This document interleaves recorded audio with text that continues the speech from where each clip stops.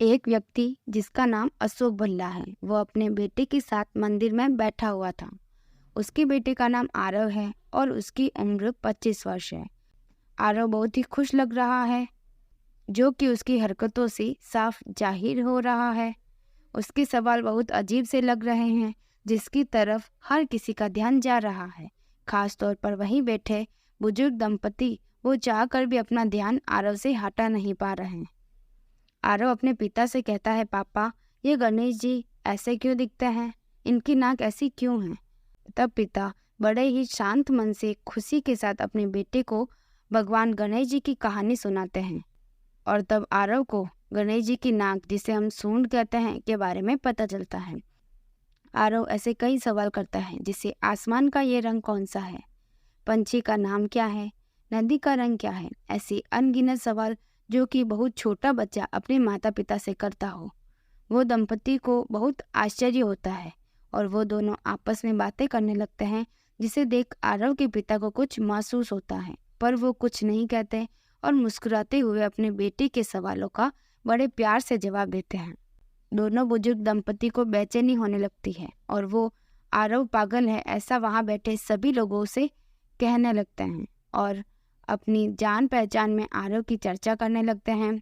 अगले दिन भी दंपति को आरव और मिस्टर भल्ला मिलते हैं। इस बार वो दोनों आरव के पिता के पास पहुंच जाते हैं और वो उन्हें आरव को मेंटल चेकअप और ट्रीटमेंट की ज़रूरत है यह कहना चाहते हैं और बहुत ही अटक अटक कर असहजता से पूछते हैं, ये जो है, क्या वो आपका बेटा है? भल्ला साहब कहते हैं, हाँ जी भाई साहब, ये मेरा बेटा आरव है। दंपति के मन में कुछ है जो भल्ला साहब को समझ आ रहा है। तब ही भल्ला साहब दंपति से कहते हैं कि आप दोनों कुछ कहना चाहते हैं तो कह सकते हैं। तब दंपति हिम्मत करते हुए कहते हैं कि बुरा मत मानिएगा, आपने कभी आरव को किसी डॉक्टर को दिखाया? तब भल्ला साहब कहते हैं कि किस बात के लिए मुझे आरव को डॉक्टर को दिखाना चाहिए, वो एकदम चुस्त दुरुस्त है।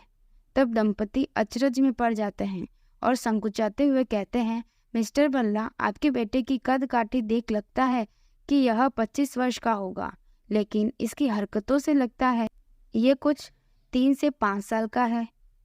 हम समझ रहे हैं पिता के लिए यह सच स्वीकार करना बहुत मुश्किल है, लेकिन अगर आप इस सच को स्वीकार कर ले और आरव का इलाज करवाए तो शायद परिस्थिति में बदलाव हो जाए।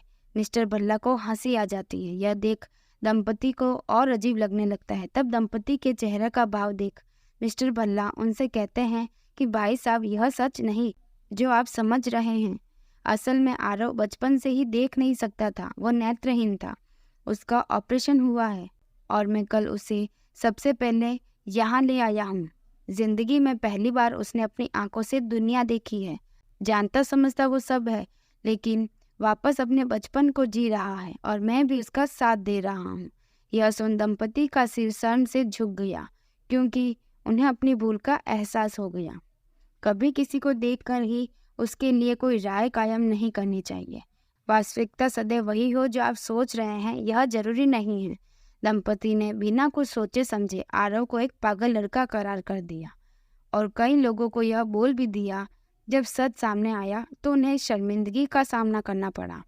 ऐसा जिंदगी में कई बार होता है। हमेशा तथ्यों को जानने के बाद ही कोई सोच बनानी चाहिए। इसलिए हमेशा आंखों से दिखाई देने वाला सच हमेशा सच नहीं होता। कभी कभी आंखें धोखा दे जाती है। आपको यह कहानी कैसी लगी कमेंट करें।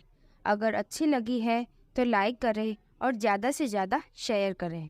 ऐसी कहानियाँ सुनने के लिए इस चैनल को सब्सक्राइब करें।